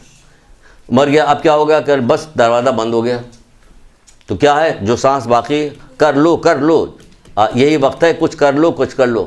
तो यही वक्त है, कुछ कीजिए। तो क्या कीजिए, देखिए वसीयत में मौला इतनी अहम तरीन चीज़ें हैं, वसीयत में अहम तरीन चीज़ ही बताई जाती। तो इमाम हसन इस्लाम को वसीयत करते हुए क्या कह रहे हैं, हज़रत अली फरमाए कि कौन सा हिकमत आमेज़ कलमा इससे बेहतर हो सकता है। इन्हें हैरत की बात नहीं है, मैं इल्म का शहर हूँ, अली उसके दरवाजे, मैं हिकमत का शहर हूँ, अली उसके दरवाजे। यही तो है ना, आपने बचपन से सुना हुआ ये वाला कौल। तो मौला हिकमत के दरवाजे, हिकमत भी जानते हैं, इसके बावजूद कह रहे हैं कि कौन सा ऐसा हिकमत आमेज़ कलमा इससे बेहतर हो सकता है। इन्हें खुद कह रहे हैं ये बात कि इससे बेहतर कोई हिकमत का कलमा नहीं हो सकता। क्या नहीं हो सकता कि जो तुम अपने लिए पसंद करते हो वही दूसरों के लिए भी पसंद करो, जो अपने लिए नापसंद करते हो वही दूसरों के लिए भी नापसंद करो। हिकमत आमेज़ कलमा यानी दुनिया आखिरत की भलाई जिसमें पोशीदा हो, इसमें दुनिया आखिरत की भलाई पोशीदा है। ये कहा कौन, यानी सवाल, ये इस अंदाज में सवाल करके बात को शुरू करना इस बात की निशानदेही है कि कितनी ज़्यादा इस कलमे को अहमियत दे रहे हैं मौला। कहते एक मैं तुम्हें बेटा एक मैं हिकमत भरा कलमा सिखाता हूँ, नहीं, कौन सा हिकमत आमेज़ कलमा इससे बेहतर हो सकता, यानी कोई नहीं हो सकता। इस सवाल का जवाब कोई नहीं हो सकता। क्या, जो चीज़ तुम अपने लिए पसंद करते हो यही दूसरों के लिए पसंद करो, जो अपने लिए नापसंद करते हो ये दूसरों, ये हिकमत है, इसके अंदर हिकमत है। ये हिकमत कहाँ होगी, हिकमत यानी दुनिया आखिरत की भलाई तुमको इसके अंदर मिल जाएगी। तो आपको हमें क्या करना है, अब यहाँ से शुरू कर रहे, करना क्या, करना यही जो सुनाया जा रहा है यही करना, और क्या करना कि हिकमत आमेज़ कलमा है जो है, इसमें ये वाला काम किया जाए कि जो चीज़ अब मुश्किल काम भी है और आसान काम भी है। मुश्किल काम इस लिहाज से है कि जब कहा जाए कि आसान कैसे है, कि आसान ऐसे कि बहुत आसान है, किसी से भी कह दिया जाए, आम से भी आदमी से जो पढ़ा लिखा ना हो उससे भी कहा जाए कि जो चीज़ तुम अपने लिए पसंद करो यही दूसरों के लिए पसंद करो। तो जो पढ़ा लिखा नहीं वो भी कहेगा ठीक है हमने तय कर लिया, रसूलुल्लाह के सामने जाके इकरार करेगा, हाँ अल्लाह के रसूल मैं ऐसा करूँगा, तो क्या होगा, कभी दूसरों की बुराई नहीं करेगा, कभी ग़ीबत नहीं करेगा, कभी किसी को नुकसान नहीं पहुँचाएगा, कभी किसी की बेइज्जती महफिल में नहीं करेगा, क्योंकि सबके नहीं करेगा बच जाएगा, वरना अलग अलग इन तमाम चीज़ों के बारे में बताया गया। किसी मोमिन की किसी की बेइज्जती कर दी तो फिर क्या होगा, क़यामत के दिन परवरदिगार मैदान क़यामत में उसकी बेइज्जती करेगा। तैयार है, क्या हम गाफिल हैं इसलिए तैयार हो यार, क्या होगा, सब काम ज़बरदस्ती होगा, पकड़ के बांध के टिक टिक में मारा नहीं जाता, तो क्या तैयार हो, उससे कोई पूछता उससे, कोड़े मारने वाला तैयार हो तो हमेशा इनकारी करेगा, तैयार नहीं हो उसको ज़बरदस्ती बांध के कोड़े पड़ते हैं। अब तो खबर से निकल के कहीं भाग भी नहीं सकता, पूछा जा तैयार हो, गुर्ज लेके आए हैं, तो वो क्या कहेगा, हाँ या ना, कि उसको हाँ ना कहने से कुछ भी नहीं होगा, उसको जो होना है उसके अमाल की बुनियाद पर वही होगा और वो होता रहता। तो क्या तैयार है कि तैयार नहीं? तो हमें आपको, आप तैयार हैं? उससे कहा जाए कि बेपढ़े लिखे आदमी से कहा जाए कि हाँ मैं जब भी कोई अमल करने के लिए जाऊँगा, किसी के लिए अच्छाई या बुराई करने का पहले सोच लूँगा कि मैं अपने लिए करता कि नहीं करता। कहता नहीं अपने लिए तो नहीं करता, कि फिर दूसरे के लिए भी ना करो, दूसरे के लिए भी मत करो। अगर अपने लिए नहीं कर दो कितना आसान हो जाएगा। और न करने को तो लाख आप कहती रही, करोड़ों दफ़ा कहा जा चुका कि ग़ीबत न करो, ग़ीबत न करो, ग़ीबत न करो। खुद अपना जायज़ा ले लिए कि कोई बचा इससे? नहीं बचा। जब खुद ही ज़हनी तौर पर तैयार ना हो आदमी, डर ना हो उसको, तौफ़ीक़ात सलब हो जाए किसी वजह से, किसी गुनाह की वजह से, तो फिर बेकार हो जाता है ना, फिर तो कुछ भी नहीं होगा। तौफ़ीक़ात सलब होगी तो कुछ भी नहीं होगा।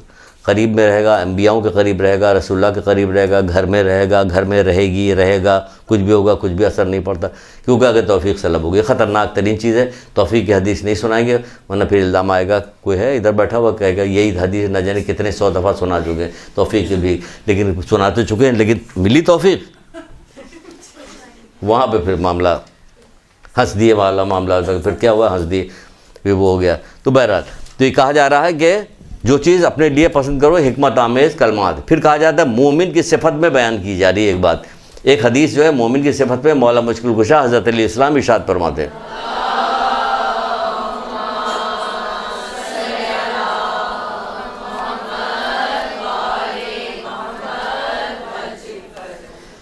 अजीम तरीन फ़ायदा है इस कलमे में, अजीम तरीन फ़ायदा है, अजीम तरीन फ़ायदा है। दिल में घर कर जाए अगर ये कलमा और इसकी देखिए बग़ैर प्रैक्टिस के अचानक तो कुछ भी नहीं होगा। या आपको मुसलसल अपने आप को टोकते रहना है, मुसलसल टोकते रहना। सातवें इमाम मूसा काज़िम अलैहिस्सलाम इरशाद नहीं फरमाते हैं,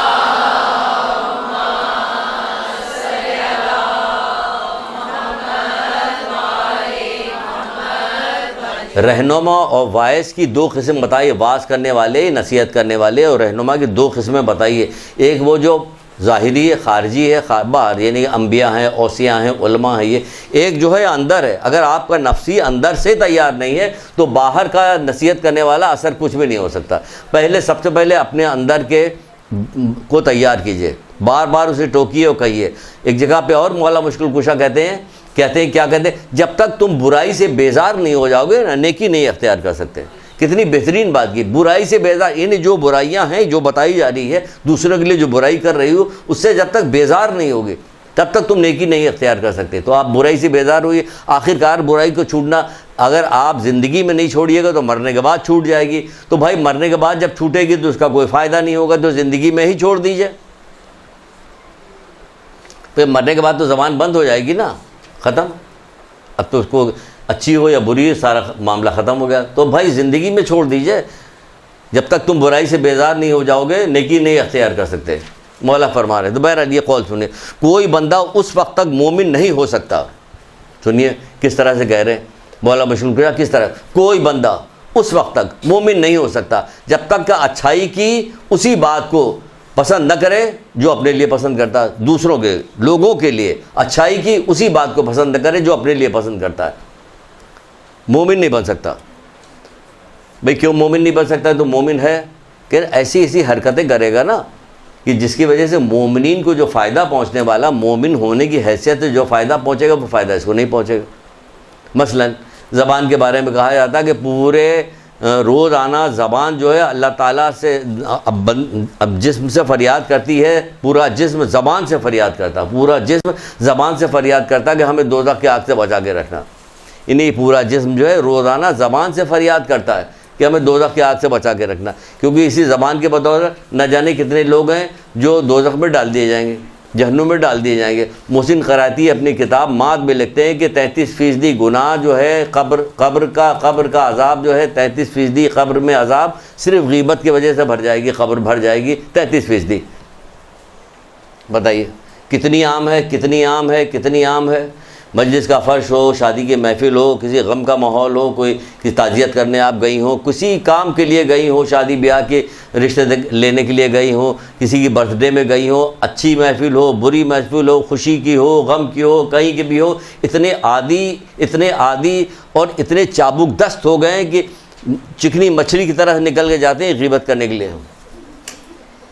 इतने बेहतरीन अंदाज में ग़ीबत शुरू कर देते हैं कि सामने वाला जो नहीं करने वाला है और डरता है और खौफज़दा है, इससे रुका हुआ, वो भी थोड़ी देर के लिए चकरा जाता है कि ये बात कहाँ से आ गई।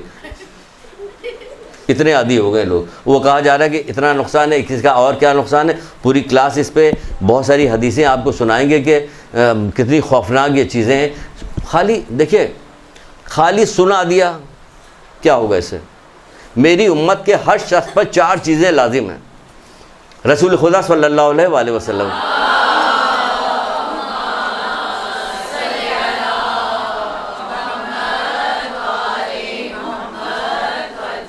मेरे उम्मत के हर शख्स पे 4 चीज़ें लाजिम हैं। इल्म का हासिल करना, इल्म का गौर से सुनना, उसे याद रखना, उस पर अमल करना और उसकी नशर व इशाअत करना। इल्म की बात क्या, 4 चीज़ें लाजिम हैं। इल्म का गौर से सुनना, उसे याद रखना, उस पर अमल करना और उसकी नशर व इशाअत करना। ये 4 चीज़ें लाजिम करार दे रहे हैं। इसीलिए लाजिम करार, भाई बताते जा रहे हैं, बताते क्या फ़ायदा हो, बता कहाँ से तो लेके आए कि हज़रत ज़हरा क्या काम करी कि मेरे दोस्तों का दोस्त है, मेरे दुश्मनों को दुश्मन है। वहाँ से ये निकाली कि क्या दोस्तों की दोस्त हैं आप? भाई इसी पे अटक जाएंगे, दोस्तों के दोस्त हैं कि नहीं। सारे के सारे उनके मानने वाले तो उनके दोस्त ही हैं ना, तो क्या हम उनके दोस्तों के दोस्त हैं? ये हमने निकाला था कि इस पर निकालते हैं कि ये चीज़ कि कहाँ दोस्तों के दोस्त बन रहे हैं। हम दोस्तों के तो दुश्मन, सबसे ज़्यादा तो अपने ही मोमिनी के सबसे ज़्यादा दुश्मन बना हुआ। खरी खरी बात कही जाए तो ये है बात, वो होनी चाहिए खरी खरी बात, कभी तो कोई करे। चलिए हम ये इल्ज़ाम ले लेते हैं अपने ज़िम्मे कि खरी खरी बात कह रहे हैं। आपका फ़ायदा होगा, दुआएं दीजिएगा आप। रसूलुल्लाह सल्लल्लाहु अलैहि वसल्लम के पास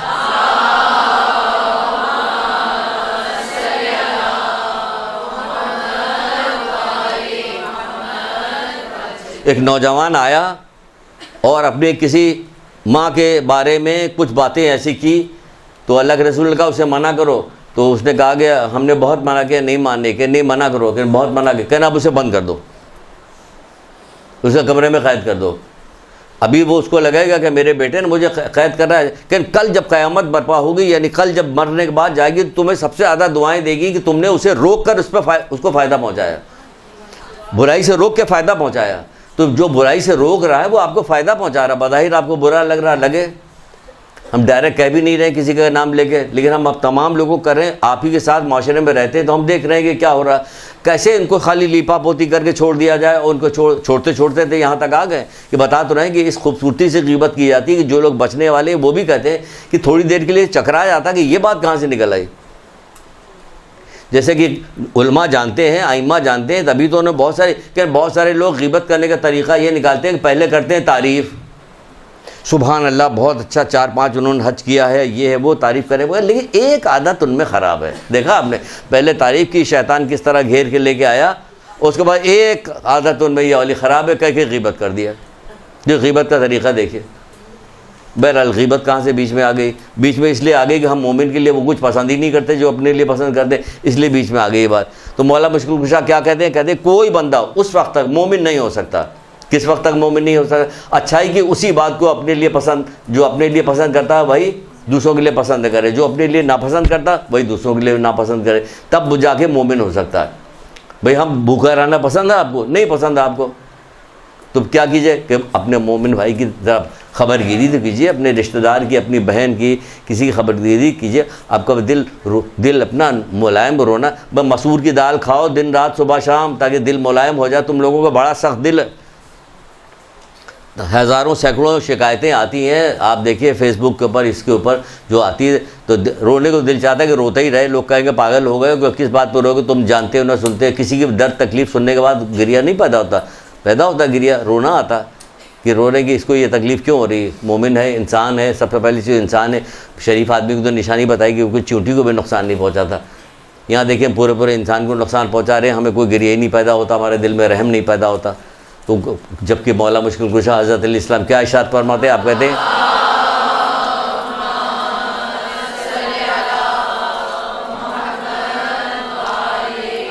हैं मोमिन शिकम शेर नहीं हो सकता जबकि उसका भाई भूखा हो।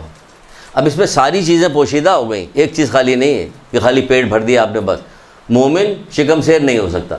जबकि उसका भाई भूखा हो। यानी कि उसको भाई को कोई ज़रूरत होगी तो ऐसा मुमकिन नहीं है कि वो तो खूब जो है माल दौलत में और ऐश में आराम में ज़िंदगी खेला, उसका मोमिन भाई जो है वह तकलीफ़ में, या किसी को जानता है कि वह तकलीफ़ में। इसीलिए इस तरह भी बात कही है और तंबीह के तौर पे भी बात की है।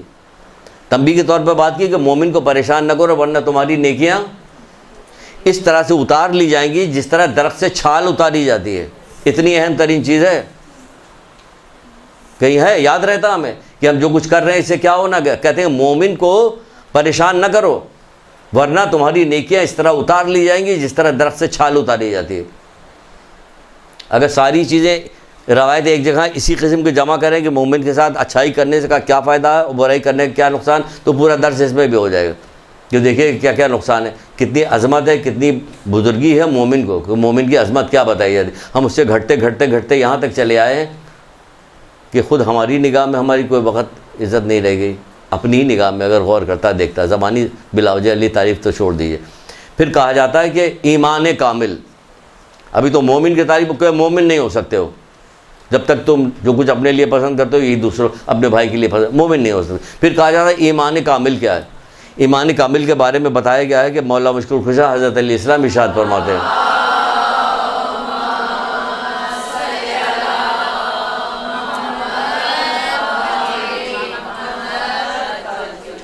है कुछ टाइम 3-5 हुए। वेरी माशाल्लाह माशाल्लाह माशाल्लाह। चलिए बड़ी इमाम कामिल के बारे में क्या, किसी बंदे का ईमान उस वक्त तक कामिल नहीं हो सकता। चलिए सुन लीजिए, किसी बंदे का ईमान उस वक्त तक कामिल नहीं हो सकता। अपने ईमान का जायज़ा लीजिए। मौला मुश्किल कुशा कह रहे हैं किसी बंदे का ईमान उस वक्त तक कामिल नहीं हो सकता जब तक वो अपने भाई के लिए वही चीज़ पसंद न करे जो अपने लिए पसंद करता है। चलिए ईमान कामिल भी नहीं हो रहा। ईमान कामिल करना चाहते हैं तब भी यही काम करना पड़ेगा। आदिल बनना चाहते हैं तो भी यही काम करना पड़ेगा। किसी को वसीयत करना चाहते हैं या मौला के वसीयत सुनना पसंद करते हैं तो भी यही काम करना पड़ेगा। मोमिन बनना चाहते हैं तो भी यही काम करना पड़ेगा। मुखलिस बनना चाहते हैं कि अल्लाह ताला की इबादत और इसके इताअत उसकी बंदगी में हम मुखलिस बनना चाहते हैं तो क्या उसमें भी यही काम करना पड़ेगा कि दिल सालिम होता है, अदा जवारे झुके रहते हैं, खैर और नेकी को फैलाता है, शर और बुराई से रोकता है, उसमें भी यही करना पड़ेगा। तो कामिल ईमान के लिए भी यही बात कही जा रही। क्या कही जा रही कामिल ईमान के लिए? कहा जा रहा है किसी बंदे का ईमान उस वक्त तक कामिल नहीं हो सकता जब तक वो भलाई के लिए वही चीज़, भलाई की उसी चीज़ को पसंद न करे दूसरों के लिए जो अपने लिए पसंद करता है, कि तब ईमान कामिल होगा।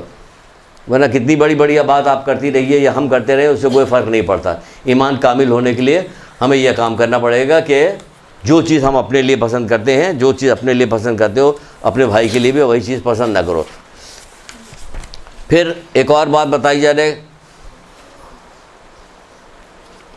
बंदा उस वक्त अपने ईमान को कामिल करता है, क्या कब कामिल करता है? मीज़ान हिकमत की रसूल खुदा सल्लल्लाहु अलैहि वसल्लम की रवायत है।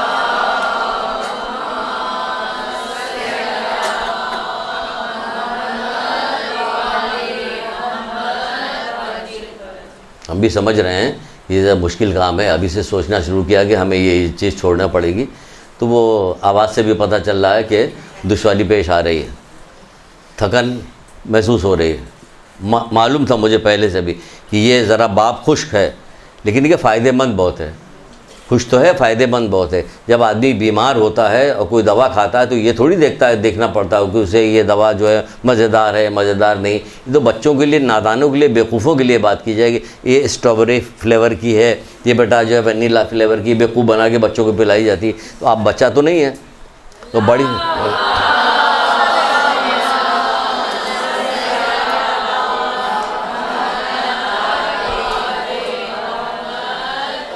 आइम्मा के, मौला के तो ऐसे साहबी होते थे जो अपने गुनाह का आके इकरार करते थे, मौला मुझे सज़ा दीजिए।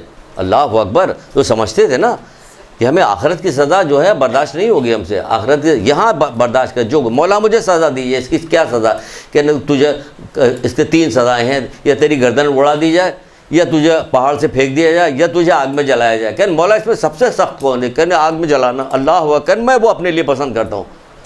बताइए वो कह रहा है अपने लिए पसंद करता, खुद गड्ढा खोद रहा, खुद लकड़ी जमा कर रहा, खुद उसमें आग लगा रहा, कह रहा मौला 2 रकात नमाज पढ़ने की इजाज़त दी, 2 रकात नमाज पढ़ रहा, गिरिया करने लगे, खुद भी गिरिया कर रहा है। अब मौला गिरिया करने, जो असहाब खड़े वो गिरिया कर रहे हैं, क्या चाहता है मुझे यहीं पाक कर दिया जाए।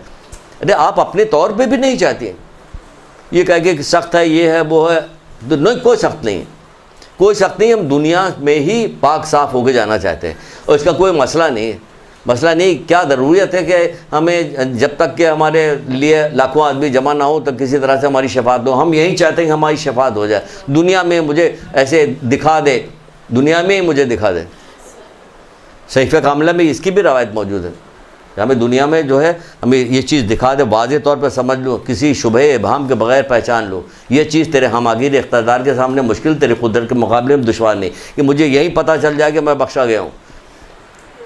सहीफ़े कामिला में अगर ये चीज़ ना होती तो मौला सहीफ़े कामिला में ये दुआ तालीम क्यों दे रहे हैं? है दुआ तालीम, पढ़िए, रोज़ पढ़ा जाता है। हम तो छोटा सा पैराग्राफ निकाल लिया, रोज़ पढ़ते हैं, ज़ोहर के बाद रोज़ाना पढ़ते हैं, क्योंकि हमें ये चाहिए कि हमें दुनिया में दिखा दे इसकी, ताकि तस्कीन मिल जाए जाने से पहले। परवरदिगार कब्र के अज़ाब नहीं भुगत सकते, बहुत मुश्किल काम है। दूसरों के लिए, किसी के लिए भी सुनिए, जल्दी से सदका डालिए, सबसे पहले सदका डालिए, क्योंकि हम ये मदद कर सकते हैं मोमिन के लिए, ताकि हम कहलाएं कि हम अपने लिए जो पसंद करते हैं यही मोमिन के लिए पसंद है। जल्दी से सदका डाला, जल्दी से सूरह फातिहा पढ़ दिए, कहीं भी सुना कुछ भी हुआ, क्योंकि जो अपने लिए पसंद करते हैं ये मोमिन के लिए पसंद करते हैं। फिर कहा जा रहा है, जो अभी कहा गया कि बंदे का ईमान उस वक्त तक कामिल नहीं हो सकता, ईमान कामिल नहीं हो सकता, क्या अपने लिए जो चीज़ पसंद करता है वही, और क्या ईमान की कामिल की क्या, ये इसमें ख़राबी कब पैदा होती है? रसूलुल्लाह बता रहे, बंदा उस वक्त तक अपने ईमान को कामिल करता है जब उसके अखलाक अच्छे हों और गुस्सा, किसी पर गुस्सा न निकाले, क्योंकि जब गुस्सा निकालने की बात आती है तब बहुत सारी चीज़ों पर आदमी फिसल जाता है, बहुत सारा नुकसान उससे। और जो चीज़ अपने लिए पसंद करता है, देखिए कामिल ईमान की तीसरी चीज़ आ गई, और जो चीज़ अपने लिए पसंद करता है वही दूसरों के लिए भी पसंद करे। यहाँ भी आ गया, बंदा उस वक्त अपने ईमान को कामिल करता है, रसूलुल्लाह कह रहे बंदा उस वक्त अपने ईमान को कामिल करता है जब उसके अखलाक अच्छे हों, जब उसके अखलाक अच्छे हों एक, और किसी पर गुस्सा ना निकाले। दो, तीसरी चीज़ क्या? तीसरी, जो चीज़ अपने लिए पसंद करता वही दूसरों के लिए पसंद करे। ये 3 चीज़ें बताई जा रही कि उसका ईमान जो है कामिल हो जाएगा। गुस्सा ना निकाले, आप ये गुस्सा नहीं निकाले, घर में अगर गुस्सा ना निकालेंगे तो बच्चे ख़राब हो जाएंगे, मियाँ पर रोब हमारा ख़त्म हो जाएगा, नहीं, ये इस्तेमाल कीजिए। गुस्से में जब गुस्सा आए तो ज़बान को बंद रखिए और ये इस्तेमाल कीजिए कि क्या किया जाए, इस काम को कैसे कराया जाए, और सही काम इसलिए कैसे हो गया काम। तो हम क्या करते हैं, गुस्सा आता ज़बान चलाने लगते हैं, जिसमें ग़ीबतें हो जाती हैं, गालियाँ हो जाती हैं, बद्दुआएँ हो जाती हैं, बच्चों के लिए भी, इसके लिए भी जो मना किया गया, मना किया कि नहीं, बच्चों को जो कुछ बुरा भला कह रहे हो, कुछ भी बहुत सारी बातें कही जाती जो नहीं, क्लास के अंदर नहीं कही जा सकती, किताबों में पढ़ी जा सकती, क्लास में नहीं बताई जा सकती।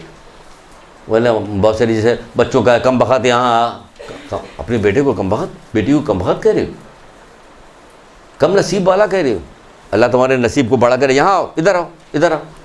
दूसरी तरह से बात कीजिए, घुमा के बात कीजिए, हिकमत के साथ बात कीजिए, लेकिन नहीं। तो क्या कहा जा रहा है, पहले ये अच्छा इखलाक हो, गुस्सा हुआ तो इखलाक भी गया, तो अच्छा इखलाक होना चाहिए, जो चीज़ अपने लिए पसंद करे वही दूसरे के लिए भी पसंद करे। जो अब गुस्सा के 1-2 हदीस मैंने गुस्से की भी डाल दी कि चलिए इसी बहाने से थोड़ा सा सुना दें गुस्से के बारे में। कहा जाता है जो अल्लाह से डरता वो अपना गुस्सा किसी पर ठंडा नहीं करता, जो अल्लाह से डर रहा वो अपना गुस्सा किसी पर ठंडा नहीं करता। पहली, ये सब मौला की रवायत है। कहते हैं जो गुस्से पे काबू नहीं पाता वो हम में से नहीं, मौला मुश्किल कुशा करे वो हम में से नहीं, जो गुस्से पे काबू नहीं पाता वो हम में से नहीं। तो क्या इस बात को पसंद करेंगे हम उनमें से नहीं हैं, ये उनके साथी उनके गुरोह में से नहीं है, मौला के गुरोह, मौला के असाब में से, मौला के चाहने वालों में से, मौला से मोहब्बत करने वालों में से नहीं है। नहीं, हम उन्हीं में रहना चाहते हैं कि तो फिर गुस्से को काबू करो, क्योंकि मौला तो यही करे, जो अल्लाह से डरता वो अपना गुस्सा किसी पर ठंडा नहीं करता। दूसरी चीज़ पता है, गुस्से पर काबू जो नहीं पाता वो हम में से नहीं है, 2 हो गया। तीसरी चीज़ करे, गुस्से से परहेज़ करो, क्योंकि कोई शैतान के लिए नेक शगुन है, शैतान के लिए नेक शगुन है कि गुस्से में आ गया अब तो वो सारा काम होगा जो मैं चाहता हूँ। शैतान यही कहेगा जो मैं चाहता हूँ वही सारा काम करेगा। बड़ी लंबी तफसील है, बहुत सारी कहानी है हज़रत नूह अलैहिस्सलाम के ज़माने की है, लेकिन छोड़िए, जाने दीजिए, आगे बढ़ते हैं। फिर दूसरी चीज़ क्या बताई जा रही है कि गुस्से को काबू में करें, तो क्या हिल्म, ज़ब्त किया अपने गुस्से को काबू में लिया है, हिल्म। इल्म के बारे में कोई जानता ही नहीं, इल्म नहीं पता किसको, कहन मोमिन को। बुर्दबारी नहीं पता किसको, मोमिन को। दूरअंदेशी नहीं पता किसको, मोमिन को। कितनी रवायतें ऐसे करके निकली हुई, एक से एक रवायतें, दूरअंदेशी, हिल्म, बुर्दबारी, कैसी ये रवायतें आपकी मोहम्मद आले मोहम्मद ने, आइमा ताली ने क्यों बताई है? इसीलिए बताई है कि मेरा मानने वाला जो है बुलंद हो, मेरा मानने वाला बुलंद हो, उसको अल्लाह का कुर्ब हासिल हो, अल्लाह का कुर्ब हासिल, ये बुराइयाँ उससे छूटती जाएँ, छूटती जाएँ। तभी तो बाज़ जगह पे मौला मुश्किल कुशाई ने कहा कि जिस शख्स में 3 बातें पाई जाएं उसका ईमान कामिल है। क्या 3 बातें पाई जाएं? जिस शख्स में 3 बातें पाई जाएं उसका ईमान कामिल है। ईमान कामिल है क्या? अकल, हिल्म और इल्म। अकल, हिल्म और इल्म। कहाँ है किताब लिए हुए? इतना वक्त गुजर रहा, क्या काम है? पूरे दिन शौहर लोग दफ्तर चले गए, बच्चे स्कूल चले गए, सारा वक्त खाली पड़ा। अब क्या करें कि 2 काम हैं वहाँ पर, एक हाथ में मोबाइल है, दूसरे हाथ में रिमोट है, दोनों हाथ हमारे बिजी हैं, तो करें क्या हम? करो ये कि तैयारी करो। वो कह रहे हैं कि कामिल किसी शख्स का, जिस शख्स में 3 चीज़ें पाई जाती हैं उसका ईमान कामिल है। वो क्या चीज़? वो 3 चीज़ें है, अकल, हिल्म और इल्म। अकल के लिए क्या करें कि पढ़ो, मौला लोग किस चीज़ को अकल कह रहे हैं, पढ़ डालो, तो तुम खुद पता चल जाएगा तुम अकल है कि नहीं अकल है। तो वो चीज़ जमा करती जाओ अपने अंदर, अकल आ जाएगी। खतरा खतरा समंदर होता ना, कहते थोड़े थोड़े पैसा जमा करके इतना पैसा आ जाता है कि खूब बड़ा सा मकान खरीदा जाता है, बड़ी नई गाड़ी ली जाती है, और बड़ा सा LED पता नहीं क्या क्या चीज़ें वो ली जाती है, सब पैसा खतरा खतरा। तो इस तरह खतरा खतरा अकल भी जमा करो, हदीसें पढ़ो, देखो। इल्म इसीलिए तो कहा कि 3 चीज़ें होनी चाहिए, एक होनी चाहिए अकल होनी चाहिए, हिल्म होना चाहिए और इल्म होना चाहिए। हिल्म क्या करे? गुस्सा और ये वह इस किस्म की चीज़ें छूटेगी। इमाम हसन अलैहिस्सलाम से जब पूछा गया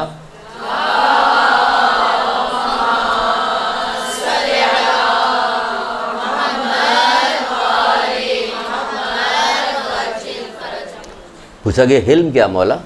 हर चीज़ पूछी जाती थी। पूछा कि हिल्म क्या है?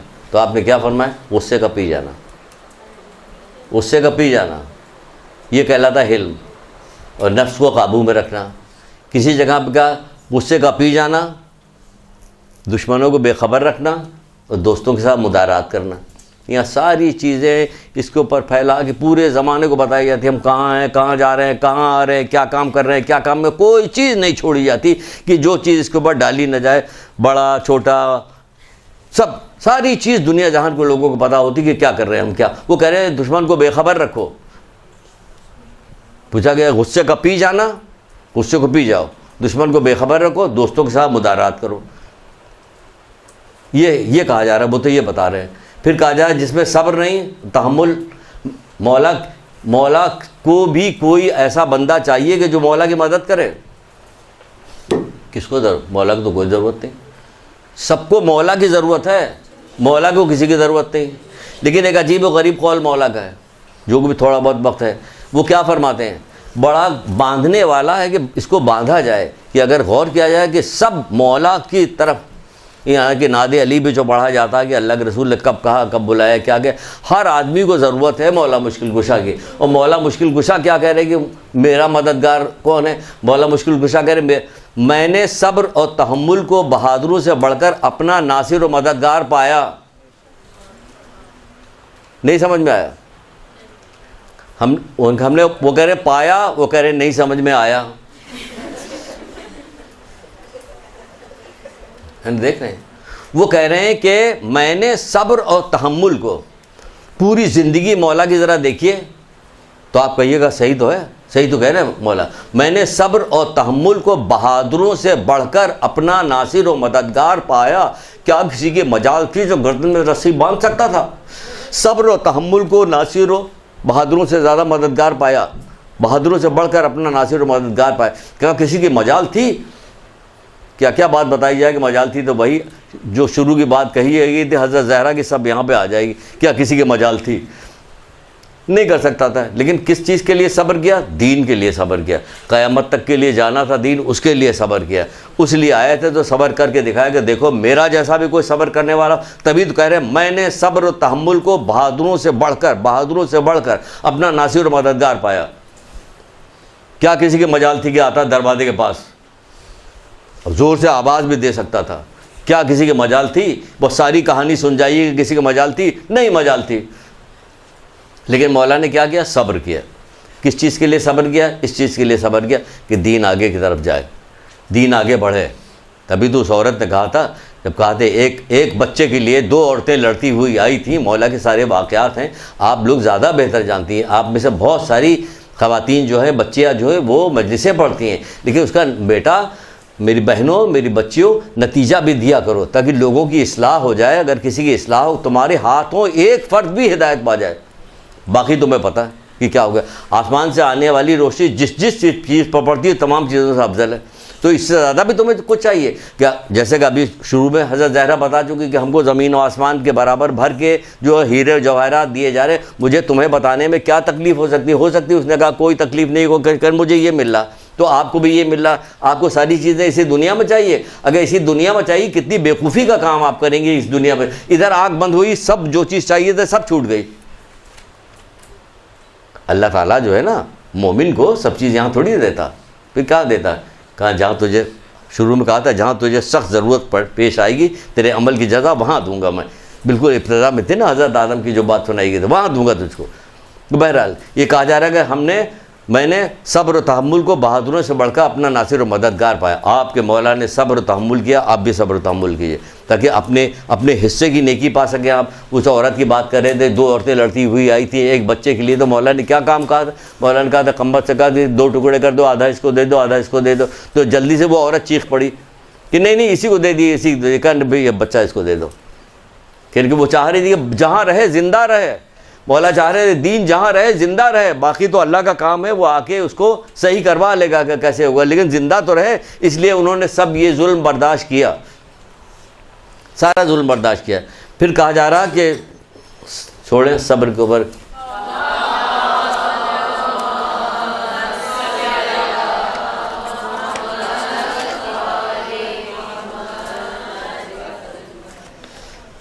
एक सहरा नशीं शाह जो आया रसूल खुदा सल्लल्लाहु अलैहि वसल्लम के पास,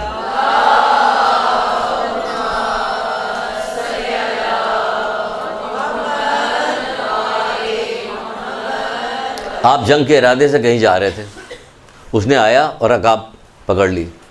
रकाब पकड़ने के बाद आपसे कहा, क्या कहा?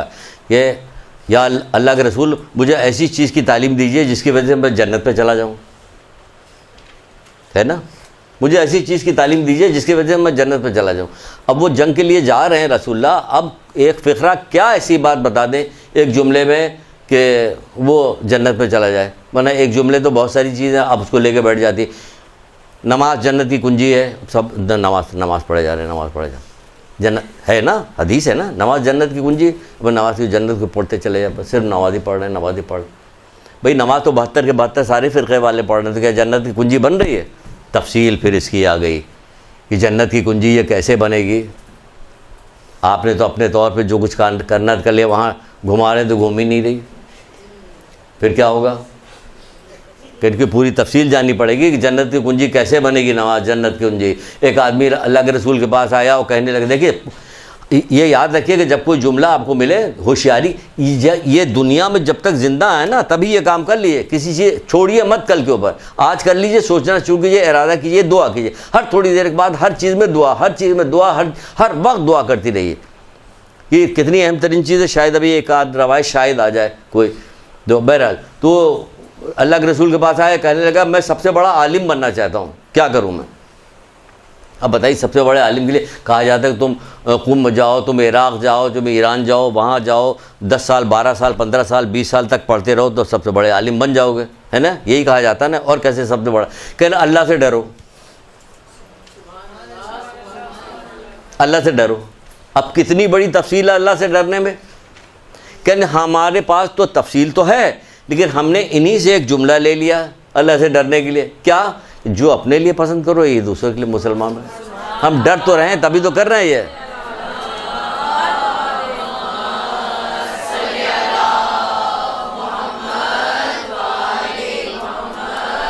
बहरहाल रकाब उसने पकड़ लिया, वो कहने लगा कि मुझे कोई ऐसी चीज़ तालीम दीजिए जिसकी वजह से मैं जन्नत में जा सकूँ। आपने फरमाया कि जो कुछ तुम लोगों से तवक्को करते हो कि वो तुम्हारे साथ करें, उनके साथ भी वैसा ही बर्ताव करो।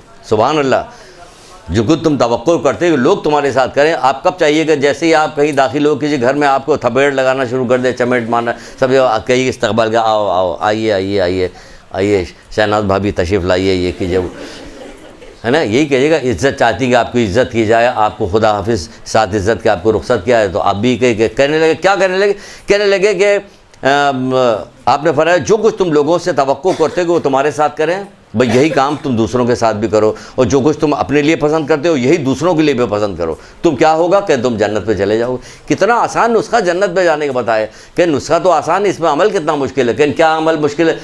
कोई अमल मुश्किल नहीं है कि कोई किताब पढ़नी नहीं पड़ी, कुछ नहीं भी, अपने नफ्स को देखोगे तुम। देखिए यहाँ पे किससे मुखातिब होकर कौन सी किताब पढ़वाई जा रही? आपके नफ्स की, आपकी फितरत की किताब आपसे पढ़वाई जा रही कि आपको क्या क्या चीज़ बुरी लगती है। किताब पढ़ रही हैं, आप देख रही हैं, हर वक्त आपके सामने ये किताब खुली हुई कि आपको क्या क्या चीज़ बुरी लग रही। बस जो चीज़ आपको बुरी लग रही है आप दूसरों के साथ न कीजिए, किताब तो हर वक्त खुली हुई, फिर तुम बहिश्त में चले जाओगे।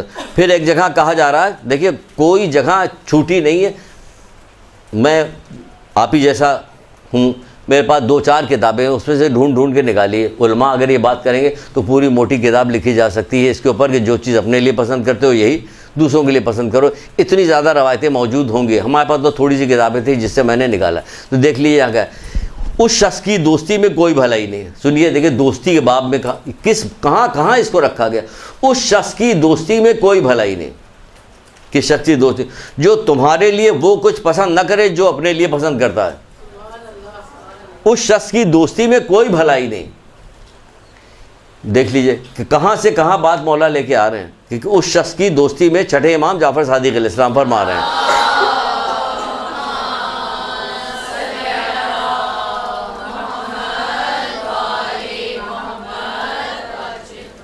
उस शख्स की दोस्ती में कोई भलाई नहीं, किस शख्स की दोस्ती में कोई भलाई नहीं जो तुम्हारे लिए वो कुछ पसंद न करे जो अपने लिए पसंद करता है, इससे दोस्ती मत करो, ये दोस्ती के लायक नहीं है। बस जिस्मानी तौर पे मिले रहो, अंदरूनी तौर पे मत कि अपने सब घर का राज बताए दे रहे हैं, ये कर रहे हैं वो कर रहे हैं, क्योंकि दोस्ती कोई छोटी मोटी चीज़ नहीं।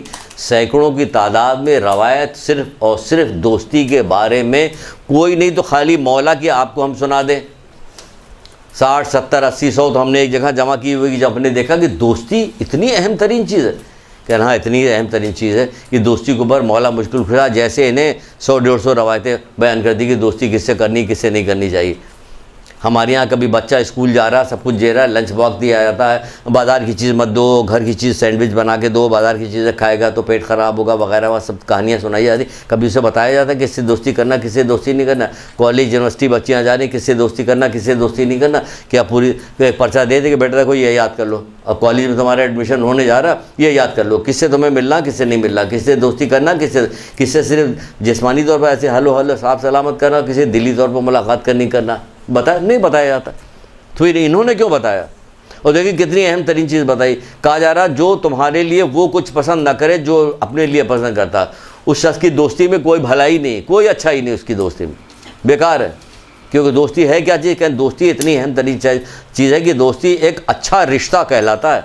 दोस्ती अच्छा रिश्ता है, मौला फरमाते हैं कि दोस्ती अच्छा रिश्ता है, अच्छा रिश्ता है। कहा जा रहा है कि सच्ची दोस्ती बरकत का बायस है, सच्ची दोस्ती बरकत का बायस है। तो कौन सच्चा दोस्त कौन है? कि जो अपने लिए पसंद करता है यही आपके लिए पसंद करता है, वो सच्चा दोस्त है। वो सच्चा दोस्त थोड़ी जो अपना फ़ायदा उठा के आपको बेवकूफ़ बना देगा, वो सच्चा दोस्त नहीं।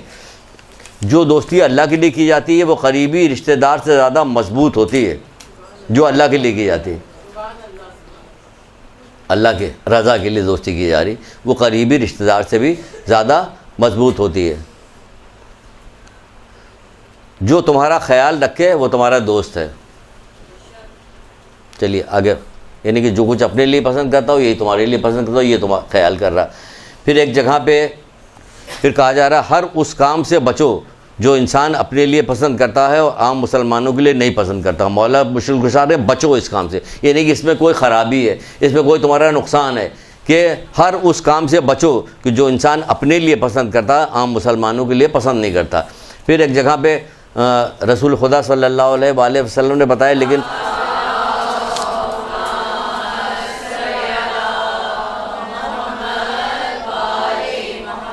छठे इमाम की रवायत सुना दे, फिर उधर जाते हैं, अगर वक्त मिला तो उधर जाएंगे वरना छोड़ देंगे। ये छठे इमाम की रवायत सुन लीजिए आप पहले, कि वक्त कम रह गया तो ये सुना देते हैं आपको। छठे इमाम जाफ़र सादिक अलैहिस्सलाम फरमाते हैं कि शैतान कहता है कि 5 किस्म के लोग ऐसे हैं जिन पर हमारा बस नहीं चलता। यानी ऐसे लोग भी हैं कि शैतान खुद से ऐलान कर रहा है कि 5 किस्म के लोग ऐसे हैं जिन पर मेरा बस नहीं चलता, बाकी सब के सब मेरे कब्ज़े कुदरत में हैं, कब्ज़े में मेरे, बाकी सब के सब मेरे कब्ज़े में। और 5 ऐसे लोग हैं जिन पर मेरा कोई बस नहीं चलता। वो 5 कौन लोग हैं तो सुन लीजिए, और हमको इन्हीं में अपने आप को दाखिल करना है। 5 लोगों में ही हमें मत के शैतान हमें काबू ना कर सके, है ना, शैतान काबू न कर। चलो छोड़, अपनी तरफ से नहीं बात करते, टाइम नहीं रह गया। मैंने बहुत सारी बात इसमें आ कि कौन का किसके, अरे छोड़िए उस। अच्छा पहले ये तो सुन लीजिए, फिर हमारी तरफ से सुनिए, बता लीजिएगा। अभी सास ससुर देवर जेठ सब आ जाएंगे बीच में, हाँ इसलिए नहीं बता रहे। हाँ आने दीजिए तो सब माहौल ख़राब हो जाएगा यहाँ का, सबको आने देंगे। चलिए ये सुन लो, पहले मौला का सुन लीजिए आप क्या फरमा है कि 5 किस्म के लोग ऐसे हैं जिन पर मेरा बस नहीं चलता और बाकी लोग उसके कब्ज़े कुदरत में। पहला कौन, जो सिद्क़ नियत से अल्लाह के साथ अपना ताल्लुक़ जोड़ता है, जो सिद्क़ नियत के साथ, इखलास वाली पहले ही बता चुके हैं, मुखलिस की निशानी सिद्क़ नियत, सच्ची नियत के साथ अल्लाह ताला से अपना ताल्लुक़ जोड़ता है। सच्ची नियत के साथ जोड़ने के लिए वही कुछ करना पड़ेगा आपको, जो शुरू में बताया जा चुका है मुखलिस की निशानियों में से, इखलास की निशानियों पर सिद्क़ नियत के साथ, जो सिद्क़ नियत के साथ अपना ताल्लुक़ अल्लाह ताला से जोड़ता, अपने तमाम उमूर पे उस पर भरोसा करता है। बहुत बड़ी बात है, इसकी प्रैक्टिस कीजिएगा। इंशाअल्लाह ऐसा हो ही नहीं सकता कि आप अल्लाह ताला पे भरोसा करें वो आपको छोड़ दे, नहीं हो सकता, हरगिज़ नहीं हो सकता, किसी कीमत पे नहीं होगा कि आप अल्लाह पे भरोसा करें वो अल्लाह आपको छोड़ दे। दुनिया में लोग हो सकते हैं, दुनियादार लोग हो सकते हैं, ज़माने वाले हो सकते हैं कि आप उन पर भरोसा करें वो आपको इन वक्त पर धोखा दे, अल्लाह नहीं देता। 5वें इमाम बाकर, इमाम मोहम्मद बाकर इस्लाम इरशाद फरमाते,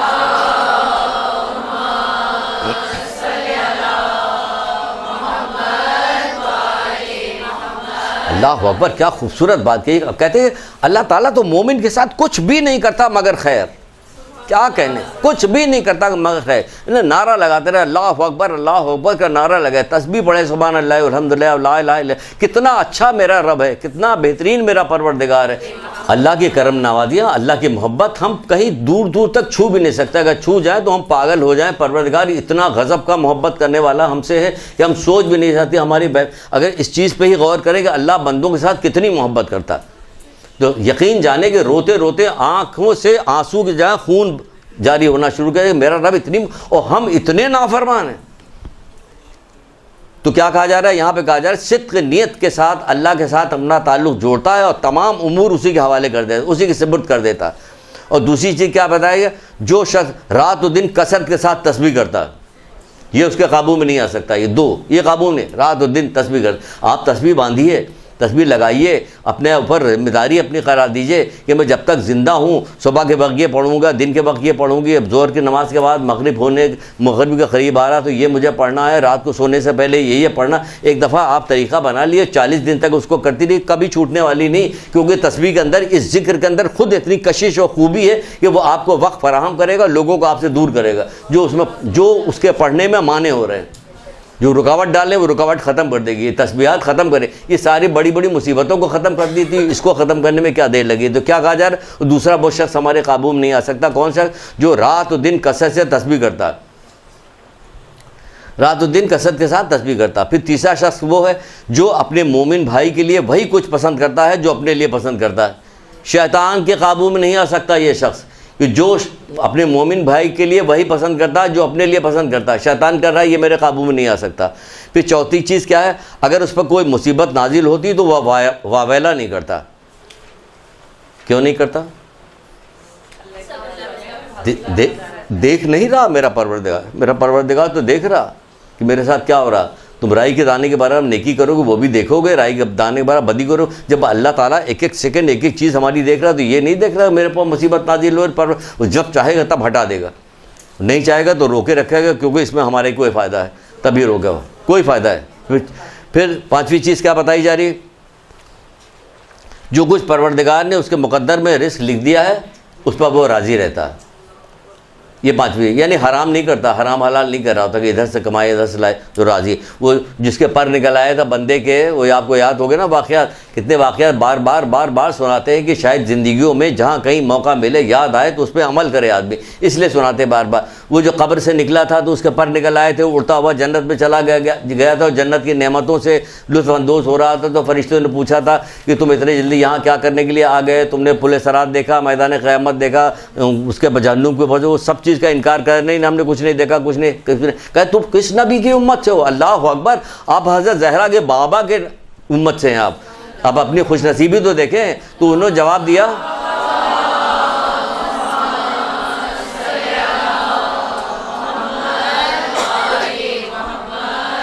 यानी तुम किस नबी की उम्मत से हो? हम मोहम्मद मुस्तफ़ा सल्लल्लाहु अलैहि वसल्लम के नबी की उम्मत।